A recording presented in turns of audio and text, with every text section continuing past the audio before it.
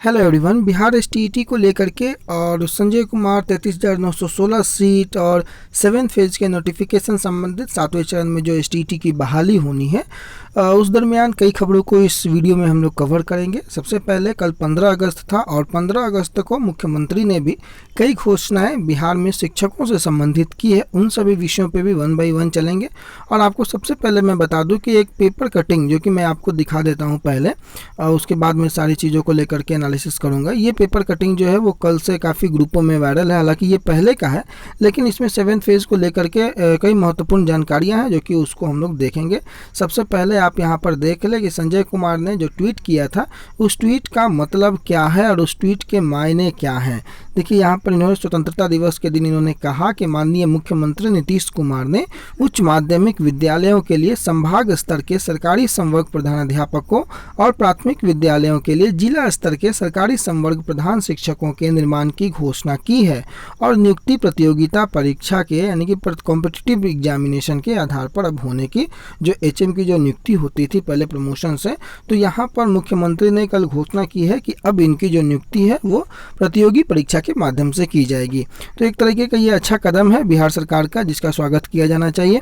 अब मुख्य रूप से हम चलते हैं उन अखबार के कटिंग की ओर जो कि आप देखिए यहाँ पर ये कल से लगभग सभी ग्रुपों में वायरल है कि राज्य भर में उच्चतर माध्यमिक स्कूल खुले पर बहाल नहीं हो सके हैं शिक्षक। ये पहले का न्यूज़ है, मैं आपको बताता हूँ, लेकिन काम की जो बातें इसमें मुझे लगी इसलिए मैंने इसको शामिल किया है।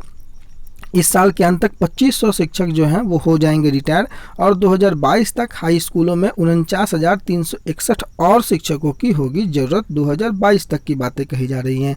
यहाँ पर आप देख लेंगे कि हाई स्कूल की शिक्षा की बदहाली का आलम यह है कि मध्य विद्यालयों को उच्च और उच्चतर माध्यमिक विद्यालयों में तब्दील तो कर दिया गया है लेकिन शिक्षकों की बहाली नहीं की जा सकी है। 2022 तक हाई स्कूलों में 49,361 और शिक्षकों की ज़रूरत होगी 2022 तक, ध्यान रखिएगा। इस साल के अंत तक हाई स्कूल के लगभग 2500 शिक्षक रिटायर हो जाएंगे और शिक्षकों के रिटायर होने से 2022 तक इन पदों पर बहाली जो रिक्ति है वो खाली हो जाएगी। मुख्य बिंदु यहाँ पर है जिसको मैं आपको लगातार यहाँ पर आपको दिखाने का प्रयास करता हूँ, जिसमें कि कुछ जानकारियाँ हैं 7th फेज से रिलेटेड, STT 19 से रिलेटेड, और ये कल से ही सारे ग्रुपों में जो है ये वायरल है ये खबर। 49,361 शिक्षकों के पद भरने होंगे जिसमें वर्तमान में संचालित और आगे संचालित होने वाले उच्च माध्यमिक स्कूलों में 49,361 शिक्षक के पद को भरना है। पिछले साल ही सभी पंचायतों में उच्च माध्यमिक विद्यालयों का संचालन शुरू होना था लेकिन कोरोना के कारण नहीं शुरू हो सका। पिछले साल ही हाई स्कूलों में 33,916 शिक्षकों की बहाली के लिए कैबिनेट की मंजूरी मिल चुकी है। इसमें विभिन्न विषयों के 32,919 यानी कि ये 916 लिखना चाहिए था और कंप्यूटर के 1,000 शिक्षक बहाल करने की मंजूरी मिली थी। ये 33,916 इन्हीं सीटों के बारे में लगातार चर्चाएं होती हैं कि इन्हीं सीटों को 7th फेज में ऐड करवाने का ही प्रयास सर्वप्रथम सारे कैंडिडेटों का होना चाहिए जिससे कि मैक्सिमम लोगों का लगभग लोगों का जो है वो भला हो जाएगा। अब आगे की यहाँ पर क्या लिख रहा है उसको देखिए कि 2950 नए पंचायतों में शुरू हो रहे उच्चतर माध्यमिक स्कूलों के लिए शिक्षकों की जरूरत है जिसमें हिंदी, अंग्रेजी, विज्ञान, गणित और सामाजिक विज्ञान के 5425 शिक्षकों के पद हैं। यानी कि 33,000 में 5425 जो है वो आपको सामाजिक विज्ञान के हैं। अब आप अंदाज़ा लगाएं कि अगर ये 33,916 पद को ऐड करने की बातें इसलिए कही जाती है कि 5,054 आपको जो है वो 37,000 में आपको सीटें हैं सामाजिक विज्ञान की, और अगर 5400 सीटें 33,916 में भी ऐड हो जाती हैं तो आप समझिए कि ये 10,000 साढ़े 10,000 के आसपास की सीटें बन जाती हैं। कई लोगों का सिलेक्शन 6 to 8 में हो रखा है, 1 to 5 में हो रखा है, तो उनमें से कई लोग जो हैं वो 2011 वाले के हैं जो कि 6th फेज में अभी समाहित हो जाएंगे और बाकी लोग जो हैं उनमें से अगर 10 साढ़े 10,000 की वैकेंसी अगर आ जाती है तो मैक्सिमम लोग समझिए कि लगभग लोग भी सोशल साइंस में एंट्री कर देंगे। कंप्यूटर साइंस को लेकर के थोड़ी सी परेशानी इसलिए दिखती नज़र आती है कि इसमें 1,000 पद जो है वो कंप्यूटर साइंस साइंस के लिए पहले से आपको निर्धारित हैं। 1673 पद जो हैं वो STET 19 के जो नोटिफिकेशन आया था उसमें 1673 पद आपको निर्धारित हैं।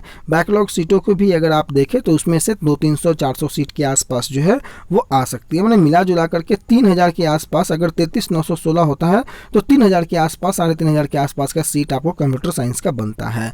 तो सरकार अगर कोई विशेष ध्यान अगर CS के कैंडिडेटों को दे तो मैक्सिमम लोग इसमें भी समाहित होने का जो है वो प्रयास किया जा सकता है, समाहित करने का प्रयास किया जा सकता है। आगे हम अगर चलें कि द्वितीय भाषा भारतीय भाषा में 5791 पद हैं।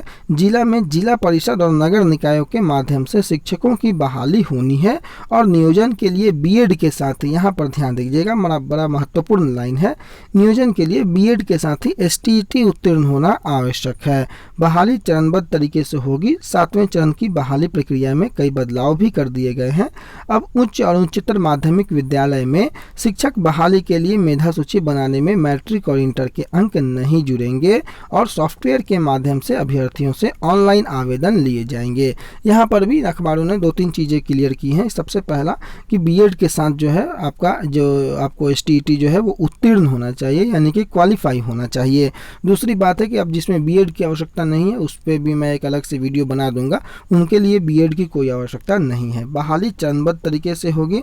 हालांकि ये बहाली जो आई थी वो इसका चरण से कोई लेना देना नहीं था, लेकिन परिस्थितियों ने इसे चरण के रूप में और सरकार ने इसे चरण के फेज में जो है वो भेज रखा है। 7वें चरण की बहाली में बदलाव की जो बातें हैं उनमें मेधा सूची में अब आपको भी पता होगा कि मैट्रिक और इंटर जो पहले जुड़ता था वो मैट्रिक और इंटर के मार्क्स अब नहीं जुड़ेंगे। BA और BEd के मार्क्स पर ही आपकी जो मेधा सूची है, जो मेरिट लिस्ट है, वो आपको तैयार किया जाएगा नियोजन इकाई में। दूसरी बात कि सॉफ्टवेयर के माध्यम से ऑनलाइन आवेदन लिए जाएंगे, जिसके कारण जिसकी खबरें पहले से भी हैं और इससे कई अभ्यर्थियों को जो है वो आसानी होगी, समय कम लगेगा। ट्रांसपेरेंसी पूरी तो नहीं कही जा सकती है, उम्मीद भी नहीं लगाई जा सकती, लेकिन कुछ हद तक मैक्सिमम ट्रांसपेरेंसी होने की संभावनाएं हैं अगर ऑनलाइन आवेदन लिए जाते हैं तो उम्मीद होगा कि इन सभी बिंदुओं को ध्यान में रखकर जल्द से जल्द जो है 7th फेज अगर स्टार्ट होता है सीटों को बढ़ा करके तो मैक्सिमम जो कैंडिडेट हैं उनके लिए उनके हितों की रक्षा हेतु बहुत अच्छा कदम बिहार सरकार शिक्षा विभाग का हो सकता है। और इस खबर में, इस कटिंग में जो कुछ भी था उसको मैंने आपको दिखाने का प्रयास किया। कई लोग यह पूछ रहे थे कि इसको लेकर के कुछ बताया जाए, तो उम्मीद होगा कि आपको अब यह समझ में आ गया होगा। हालांकि यह पहले का है, मैं यह फिर बता देता हूं, लेकिन कई महत्वपूर्ण जानकारियां थी इसलिए इसको इस वीडियो में शामिल किया गया। तो फिलहाल के लिए इतना ही। आने वाले समय में वीडियो को जो भी वीडियो आएगा उसमें कई महत्वपूर्ण जानकारियों के साथ आपके सामने उपस्थित होने का प्रयास किया जाएगा। फिलहाल के लिए इतना ही। अपना बहुत ख्याल रखें। धन्यवाद।